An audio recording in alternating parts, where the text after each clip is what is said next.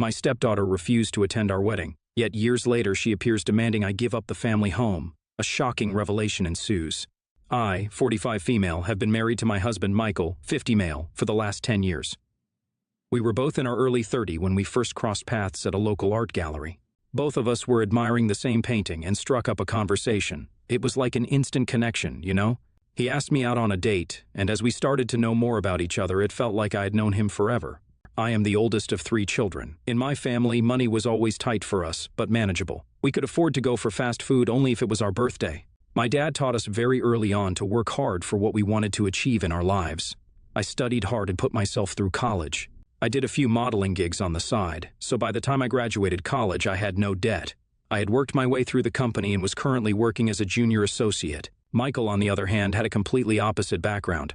His family was financially better off than ours.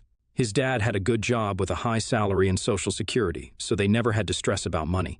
Michael's parents could afford to cover all his college expenses. Thanks to his dad's influential position at his company, Michael got an internship there. From there, he worked hard to build his own path in the company through dedication and effort. Although Michael and I came from 2 different worlds, we share the same passions for art and music. This is what made us fall in love with each other. Michael had a 17-year-old daughter from his previous marriage. His daughter, Candace, never really liked me from the beginning. She never seemed to warm up to me and often refused to engage with me whenever we met. It felt like she somehow held me responsible for her parents not being together. Even though I met Michael long after his divorce was completed with his ex-wife, I understood her feelings and tried to give her the space she needed to come to terms with our relationship. Just for context, Michael and his ex-wife, Amelia, were married for only 3 years.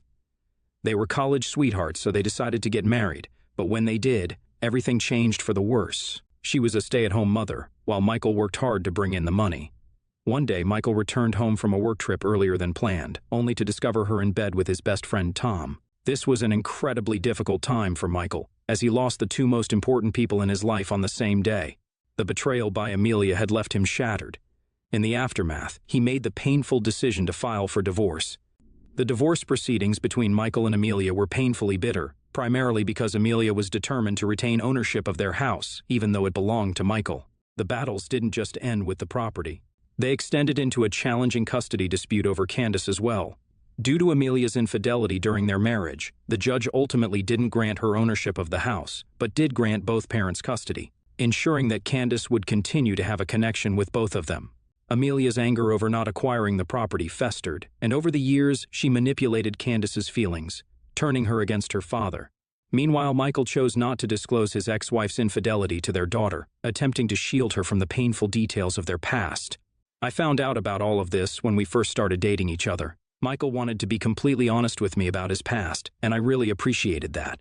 Once, Michael had invited Candace to join us on a trip to Africa, hoping it would provide an opportunity for us to bond. I was optimistic and thought it could be a turning point for our relationship. Unfortunately, it didn't quite go as planned. During the trip, Candace seemed irritated at me and often erupted into sudden, unprovoked anger.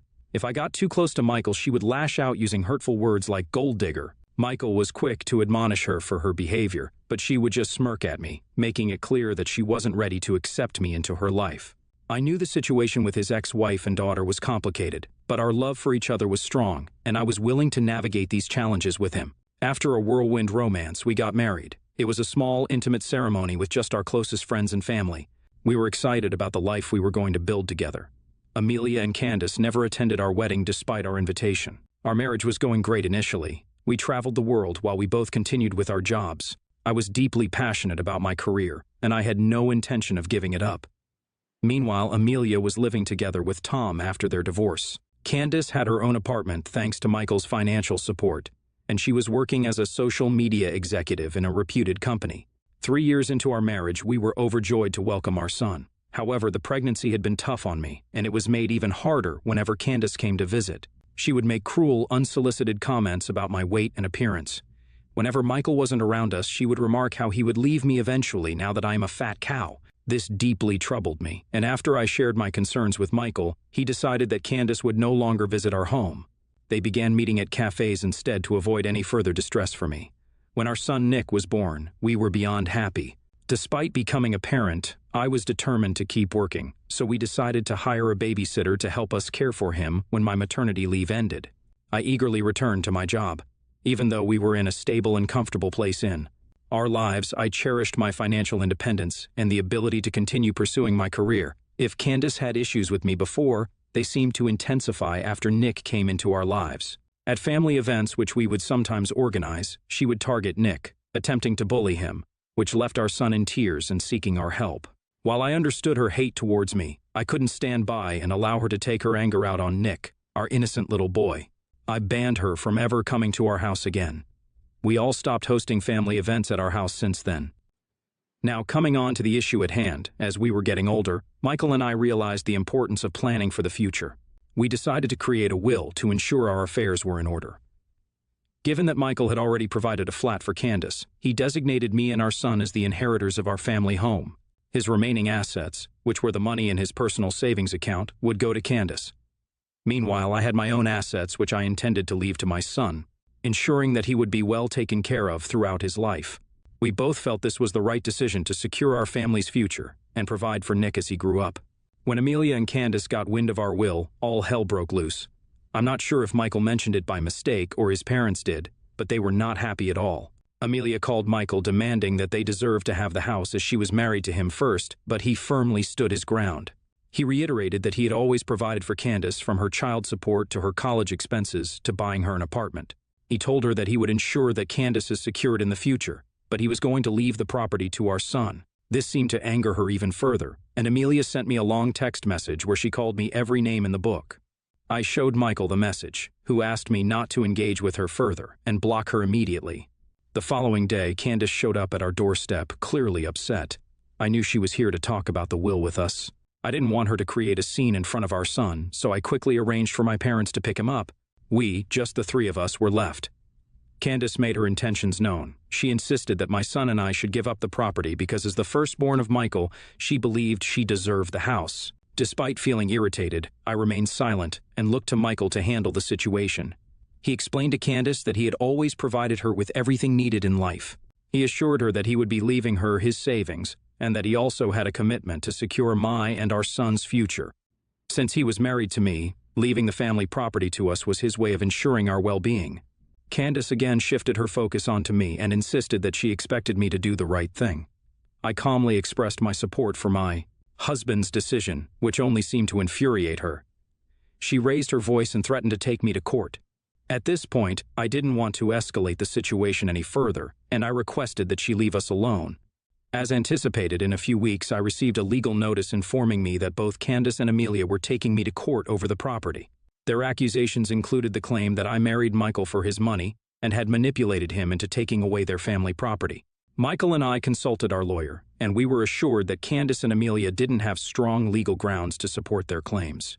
However, despite the legal advice, I couldn't shake my worries, particularly because I didn't want our son to experience the drama surrounding this family dispute. As the court date approached, the tension in our household grew. In court, Amelia's lawyer was relentless in their efforts to assert that Michael needed to prioritize his first child, Candace, above all else. Their argument centered on pushing for a full-blown trial to determine the property's ownership.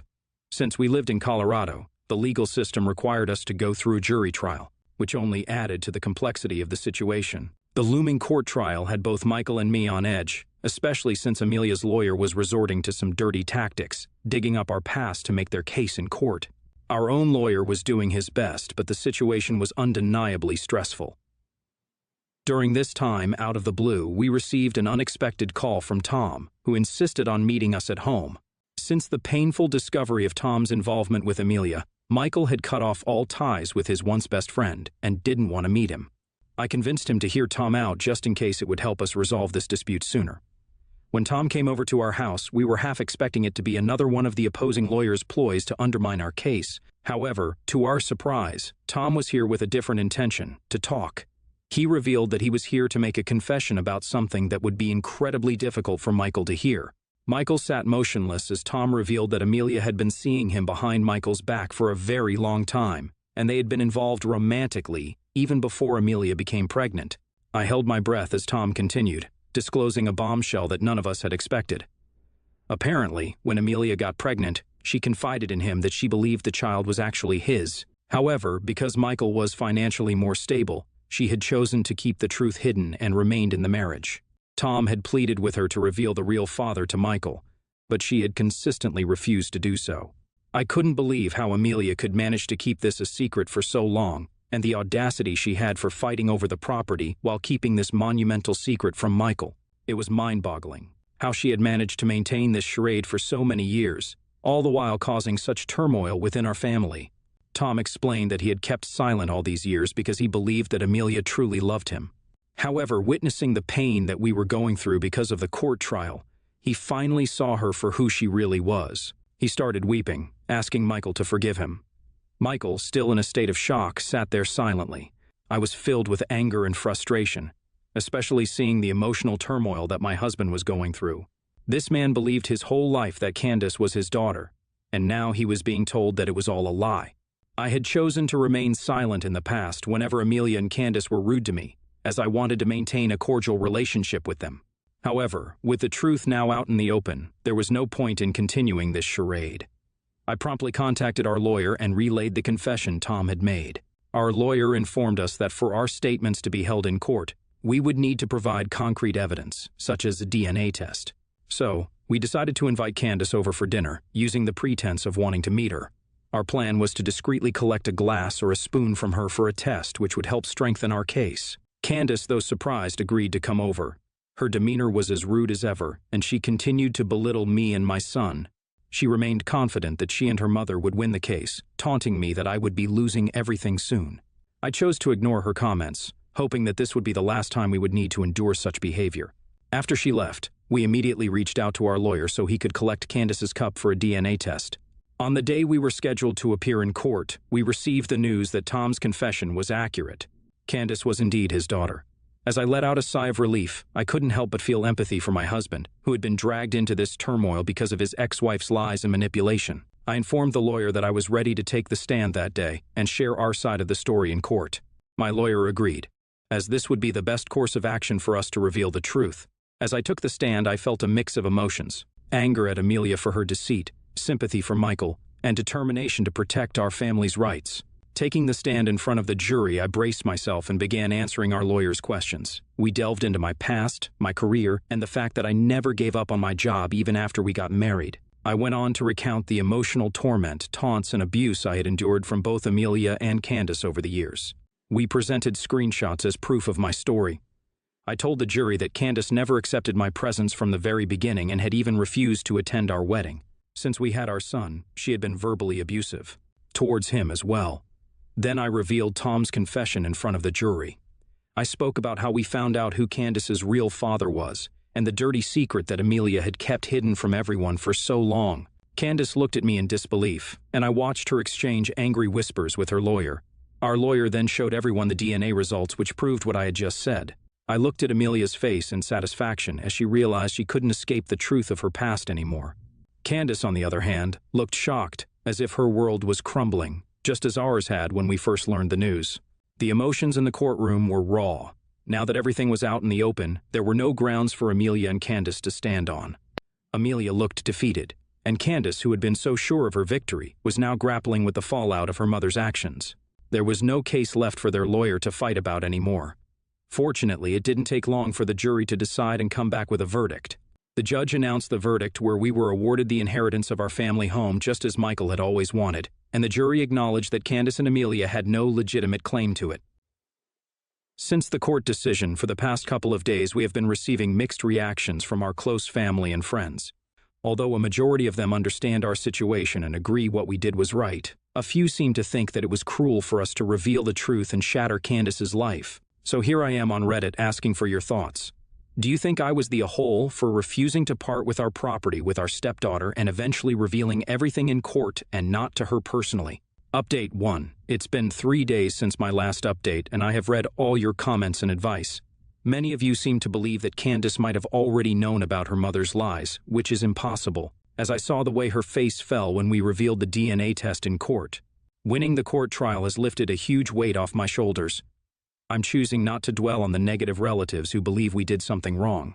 We didn't choose to be dragged into court by Amelia and Candace, we just revealed the truth. I no longer have to worry about my future, and I'm content with the outcome. However, my main concern these days is my husband. Michael is still reeling from the shock of learning the truth about Candace's birth father. His world has been turned upside down. He hasn't been able to eat or sleep very well since finding out that she isn't really his daughter. I can't imagine the pain he must be going through to accept the truth. Amelia put him through hell when they got divorced. Now that we knew Tom was her father instead, he just didn't know how to handle that information. Tom had not only slept with his ex-wife, but was also the father of his first child. I have suggested Michael go for therapy, as he needs to talk to someone professional who can help him navigate this situation. I have booked his appointment, and he starts next week. Update 2. It's been 1 month since my last update, and we have managed to move on from this situation to a certain extent.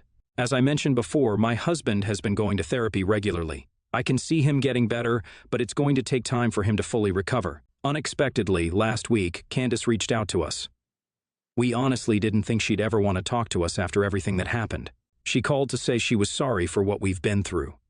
I wasn't sure if her apology was genuine or if she was just upset about her mother's actions, but I didn't press the issue. Candace shared how she'd always been jealous of me, thinking I had taken her father away. She admitted to hating me, something I already knew. She believed that her father was the one who had cheated on her mother. However, during the court proceedings, when the truth came out that it was actually Amelia who had cheated, she realized she'd been living a lie her whole life. She begged Michael not to stop being a part of her life, and he reassured her that he'd always be her father no matter who her birth father was. This brought her to tears, and it seemed like she needed that confirmation all along. Candace also apologized to me for what she'd put me through and hoped I'd forgive her one day. I didn't want to pretend everything was okay between us because it wasn't, and it would take time before I could be in the same room with her. Lately, I've been focusing on our family and my son. I couldn't spend much time with him during the court trial, so I'm planning a secret family vacation to take time off and celebrate. Hopefully, this getaway will help us relax and recharge. I'll provide another update if something interesting happens. Update 3. After 3 months of no contact, Amelia showed up at our doorstep. I was torn about letting her in, but I was worried about the neighbors overhearing any potential shouting as she'd done that before. Reluctantly, we allowed her in, but we made it clear that any outbursts would lead to a call to the police. Amelia explained that Tom had decided to leave her and asked her to move out of his house by the end of the month. She was in tears as she revealed that he didn't want to marry her anymore, after what he saw Michael and me go through. With nowhere to go, she wanted to move in with Candace, even though Candace strongly opposed the idea. We learned that since the trial, Candace had cut off all contact with her mother, accusing her of manipulating her. Amelia was only here because she wanted us to talk to Candace regarding this situation. She wanted us to convince Candace about letting her mother move in. Before I could say something, I witnessed my husband lose his temper for the first time. He firmly told Amelia that he had purchased the apartment for Candace only. Hence, it was Candace's decision whether she could live with her. He expressed how she never even bothered to apologize after cheating on him all those years and now expected us to help her out. He told her that he was glad Tom had seen the truth and was leaving her. Amelia tried to justify her lies, saying that she feared being kicked out of the house while she was pregnant and had she revealed the truth earlier to Michael. I couldn't listen to her excuses any longer, so I asked her to leave. I felt we had given her a fair chance to explain herself, and there was no point in prolonging the conversation. After Amelia departed, Michael reached out to Candace to warn her about the possibility of her mother forcing her to let her stay in the apartment. He emphasized that if she allowed it, there would be no way to make Amelia leave. Candace assured him that she had no intention of allowing that. She planned to change the locks to prevent Amelia from entering and would inform her mother that she was unwelcome. As for me, I've had my fill of this drama lately. I have been discussing with Michael the idea of selling our family home and relocating to another state to escape this turmoil. I had emphasized that, for the sake of our son and our marriage, we needed to seriously consider this move.